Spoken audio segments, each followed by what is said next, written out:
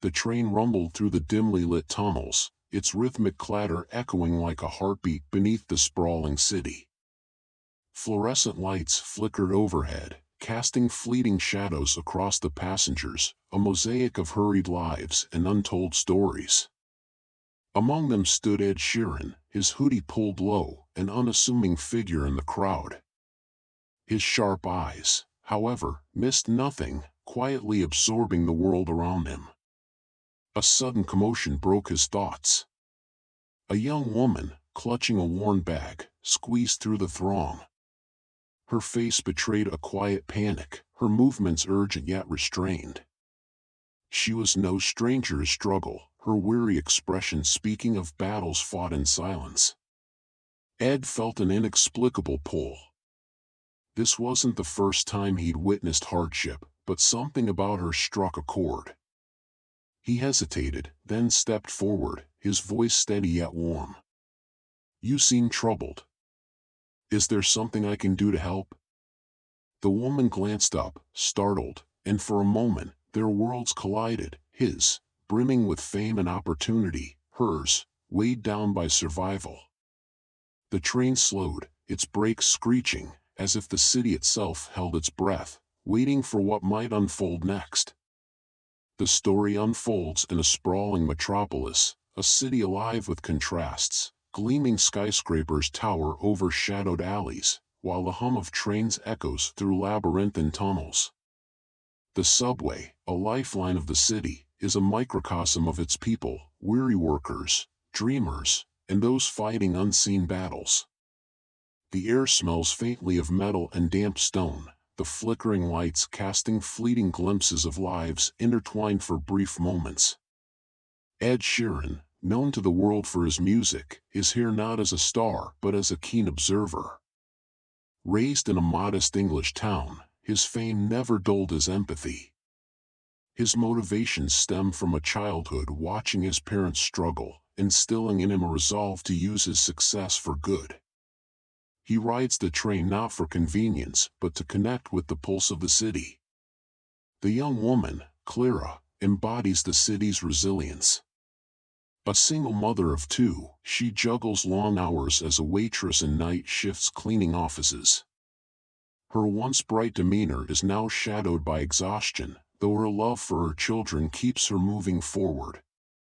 Clara's desperation is tempered by a quiet strength, her eyes betraying both worry and determination. When their paths cross, it is a moment born of circumstance but charged with meaning. Ed's curiosity is piqued by Clara's hurried movements and the weight she seems to carry. His approach is gentle, his voice a reminder of humanity's capacity for kindness. Clara, hesitant at first, opens up, her vulnerability met with genuine care. This fleeting encounter changes them both. For Clara, it is a lifeline, a moment of reprieve and a tangible chance to rebuild. For Ed, it reaffirms his belief in small acts of kindness sparking larger change. The train, a symbol of the city's relentless pace, becomes the setting for an extraordinary moment of connection. The train screeched to a halt, its flickering lights casting fleeting shadows as Ed Sheeran caught sight of a man slipping a small, unmarked envelope into the worried mother's bag. Instinctively, Ed followed the man off at the next station, his heart pounding with questions. As he confronted the stranger, the man smirked, whispering, "You're in over your head, Ed. This isn't just about her." The train hummed steadily as Ed Sheeran, his guitar slung over his shoulder, scanned the passengers. His goal was simple yet profound, to connect with people through music and make a tangible difference in their lives. He had no idea that today, his path would cross with someone who needed hope more than ever. A young mother, clutching a worn bag, stumbled into the carriage, her face etched with exhaustion. Her goal was survival, juggling 2 jobs to feed her children, but the weight of her struggles was evident. Ed noticed her trembling hands and approached, offering a kind word. She hesitated, unsure of his intentions, but her desperation outweighed her doubt. Their conversation revealed her story, each word a window into her struggles. Ed, moved by her resilience, decided to act. He began strumming his guitar, his voice weaving a melody that drew the attention of every passenger. The mother, initially startled, softened as the music seemed to lift the weight from her shoulders, if only for a moment. As the train slowed at the next station, Ed handed her an envelope. Inside was more than money, it was a lifeline. Her tears flowed freely, but so did her gratitude. The passengers, inspired by the moment, began sharing their own small acts of kindness, creating a ripple of connection and hope. Ed's journey wasn't just about music, it was about fostering change. The mother's life, now on a different trajectory, became a testament to resilience and the power of human connection. Their brief encounter left an indelible mark, one that would inspire both of them to keep moving forward. The train jolted suddenly, its lights flickering violently before plunging the carriage into darkness. A collective gasp rippled through the passengers, followed by murmurs of unease. Ed Sheeran steadied himself against a pole, his instincts sharpening. The young mother he'd noticed earlier clutched her bag tightly, her face pale with fear. Moments later, a distorted announcement crackled over the intercom, warning of an emergency halt due to unusual activity in the tunnels ahead. Before anyone could process the message, a loud metallic screech echoed through the train. The air grew tense as a shadowy figure darted between the carriages, its movements swift and deliberate. Ed's pulse quickened, something was wrong. The mother's children began to cry softly, their voices cutting through the oppressive silence. Ed crouched beside her, whispering, "Stay calm. I'll figure this out." The train shuddered again, and the shadowy figure reappeared, this time closer. It was a man, his face obscured by a hood, carrying a small, ominous device. "Nobody move!" Panic erupted, passengers scrambling to shield themselves. Ed's gaze locked onto the man, his mind racing. He wasn't just an artist now, he was someone who had to act. Summoning his courage, Ed stepped forward, his voice steady. "You don't have to do this," he said, his words cutting through the chaos. The man hesitated, his grip on the device faltering. In that moment, Ed realized this wasn't just about diffusing a dangerous situation, it was about understanding the pain driving it. The train screeched to a halt at the next station, where a man in his late 50s, dressed in a weathered suit, stepped aboard. His face bore the weight of years spent working tirelessly, yet his eyes carried a quiet determination. He clutched a violin case, its edges frayed, hinting at a life once devoted to music but now overshadowed by struggle. Ed's gaze lingered on him briefly, sensing another story waiting to unfold. As the train resumed its journey, the young mother, still clutching the check, noticed the man's trembling hands. "Are you all right?" The man hesitated before nodding, though his expression betrayed uncertainty. Ed, observing this interaction, felt a familiar tug of empathy. Meanwhile, a teenager wearing oversized headphones leaned against the train's door, scribbling furiously in a notebook. The faint sound of a beat escaped his headphones, and Ed caught snippets of lyrics. The boy's intensity reminded Ed of his own early days, crafting songs in secret, unsure if anyone would ever hear them. The train lights flickered again, casting the carriage in brief shadows. A sudden jolt startled everyone, and the passengers exchanged uneasy glances. "Mechanical issues," the conductor announced over the intercom. "Will be delayed for a while." The pause created an unexpected moment of connection among strangers. Seizing the opportunity, Ed turned to the violinist. "Do you still play?" The man hesitated before nodding. "It's been years," he admitted. "But music never truly leaves you." Ed smiled, an idea forming. Maybe it's time to bring it back. The teenager looked up, curious. You play? The older man chuckled softly. Once upon a time. The boy's eyes lit up. You should teach me, he blurted out, surprising even himself. The mother watched the exchange, her earlier despair replaced with quiet hope as connections began to form around her. The train jolted as it sped through the dimly lit tunnels, and Ed Sheeran's gaze lingered on the woman, now clutching the package with trembling hands.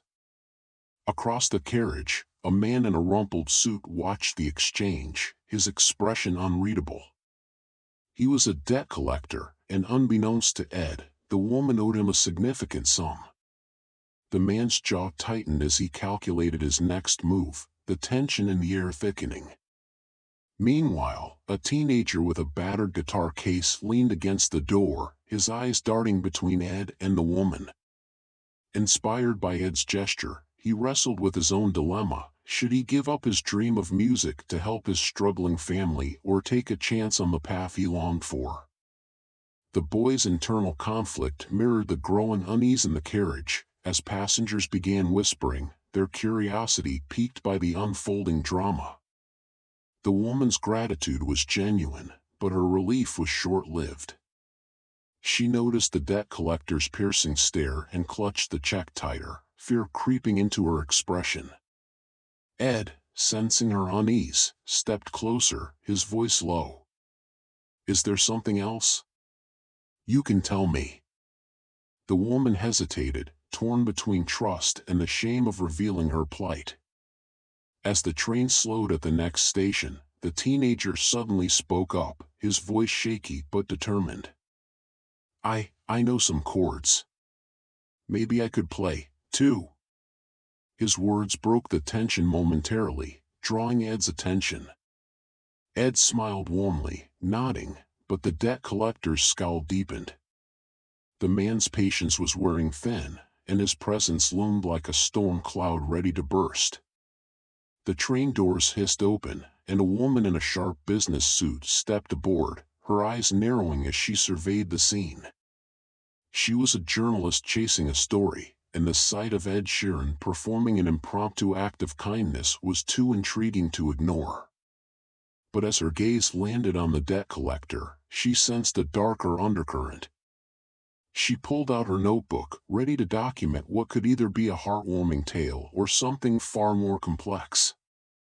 The train lurched forward again, and the tension reached a boiling point. The woman finally whispered to Ed, "He's here for me.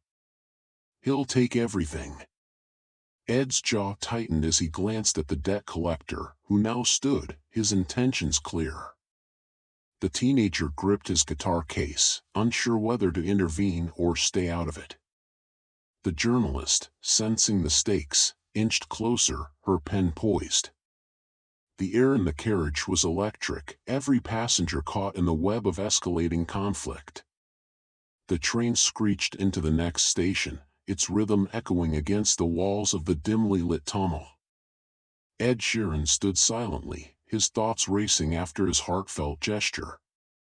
The young mother clutched the check, her tears now a mixture of relief and disbelief. Around them, passengers whispered, their expressions shifting from indifference to admiration. The atmosphere in the carriage had transformed, a quiet sense of unity replaced the earlier tension. As the train doors slid open, a man in a worn suit approached Ed, his voice trembling. "You've reminded me what it means to care," he said, pulling out a crumpled $20 bill and handing it to the mother. Others followed, offering small tokens of support. Ed watched, his heart swelling with a mix of pride and humility. He hadn't intended to spark a movement, yet here it was, a tangible ripple of kindness spreading before his eyes. The young mother, overwhelmed, tried to refuse the growing pile of offerings, but the passengers insisted, their gestures genuine. In the midst of this, Ed's phone buzzed with an urgent message from his manager. A major opportunity awaited him at the next station, a chance to perform at a global charity event. But as the train slowed, he hesitated, torn between his career and the moment unfolding before him. The decision loomed, a pivotal crossroads. Ed glanced at the mother, now smiling through her tears, and at the passengers, united in their compassion. His choice would not only define his path but also set the stage for a greater purpose, one that transcended fame. The train rattled on, its rhythmic hum underscoring the quiet tension in the air. Ed Sheeran leaned against the door, his gaze drifting to a man in a wrinkled suit clutching a briefcase. The man's face was pale, his fingers trembling as he checked his phone repeatedly. Ed's instincts told him there was more to the story. Nearby, a teenager with headphones glanced nervously at the man, as if debating whether to speak. The boy finally stepped forward, but before he could say anything, the train jolted, and the briefcase slipped from the man's grasp. Papers scattered, revealing a foreclosure notice. Ed crouched to help, his voice calm. "Tough day?" The man hesitated, then nodded. "Lost my job. My family doesn't know yet. I don't know how to tell them." The teenager, overhearing, knelt beside them. "My dad lost his job last year," he said quietly. "It was hard, but we got through it together." His words carried a sincerity that made the man pause, his eyes softening. Ed saw an opportunity. "Maybe this is a chance to rebuild," he said, his voice steady. "Sometimes, people surprise you with how much they're willing to help." He handed the man a business card. "Call this number. They're hiring." As the train slowed into the next station, the man looked at Ed and the teenager with gratitude. The boy smiled shyly, and Ed gave him a nod of encouragement. For a fleeting moment, the three of them shared a connection, a fragile alliance built on hope. Unbeknownst to them, a figure in the shadows watched the exchange, their expression unreadable. The train doors opened, and the figure slipped out, leaving behind a faint sense of unease that lingered in the air. The train's lights flickered again, casting fleeting shadows across the passengers' faces. Ed Sheeran's gaze shifted from the mother to a man in the corner, his hands trembling as he clutched a worn briefcase. The tension in the air was palpable, something weighed heavily on the man. Ed felt the pull to intervene, but the train jolted, throwing everyone off balance. A sudden announcement crackled overhead, "Delays ahead due to an electrical malfunction." The mother clutched her bag tightly, her face etched with worry. "I can't be late," she murmured, panic creeping into her voice. Ed reassured her with a nod, but his thoughts raced. Time was running out, and the stakes were higher than he anticipated. A young boy, no older than 10, tugged at Ed's sleeve, his wide eyes filled with fear. "Is the train broken?" The boy's vulnerability reminded Ed why he couldn't falter. He crouched down, offering a comforting smile. "We'll get through this together," he promised, his voice steady. Meanwhile, the man with the briefcase stood abruptly, his movements jittery. Ed noticed the glint of something metallic inside the case as it briefly cracked open. Alarmed, he stepped closer, his heart pounding. The man's eyes darted nervously, as if carrying the weight of a decision he wasn't ready to make. As the train screeched to a halt in the middle of the tunnel, the lights dimmed completely. Darkness enveloped the carriage, and whispers of unease spread among the passengers. Ed's voice broke through, calm but commanding. "Stay together. We'll figure this out." This wasn't just about one act of kindness anymore, it was about uniting everyone in the face of uncertainty. As Ed moved to confront the man, the mother's voice cut through the tension. "What can we do to help each other?" Ed realized then that the true challenge wasn't just in solving individual struggles but in inspiring collective hope. The threads of their lives, once disparate, were now entwined, pushing them toward a shared moment of resilience. The train screeched to a halt at the final station, the air thick with the weight of unspoken gratitude.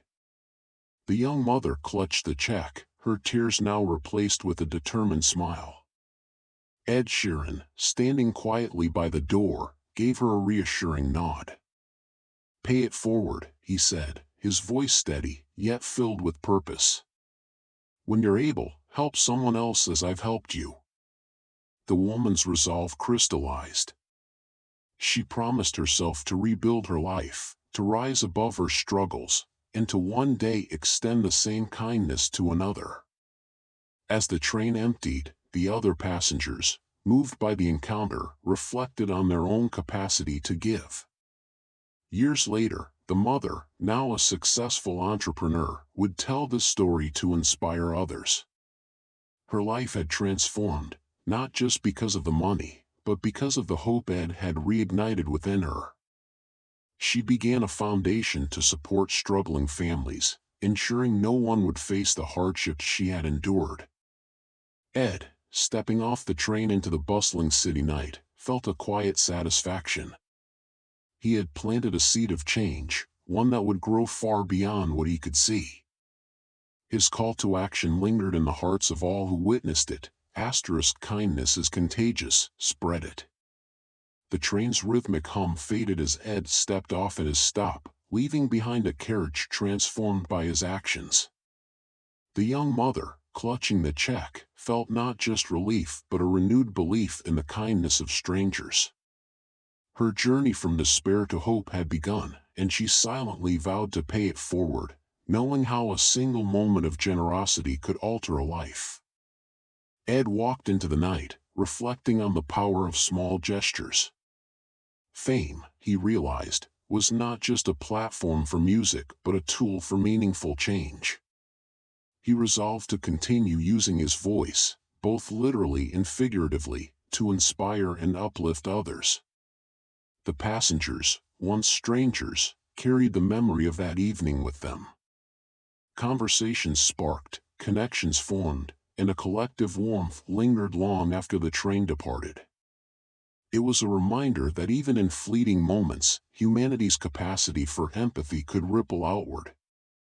Years later, the mother, now a successful advocate for struggling families, often recounted that transformative encounter. Her story became a beacon, urging others to act when they saw someone in need. Kindness, she would say, isn't just an act, it's a legacy. Let this story remind us to look up, notice those around us, and take action. A single moment of compassion can change lives, and perhaps the world.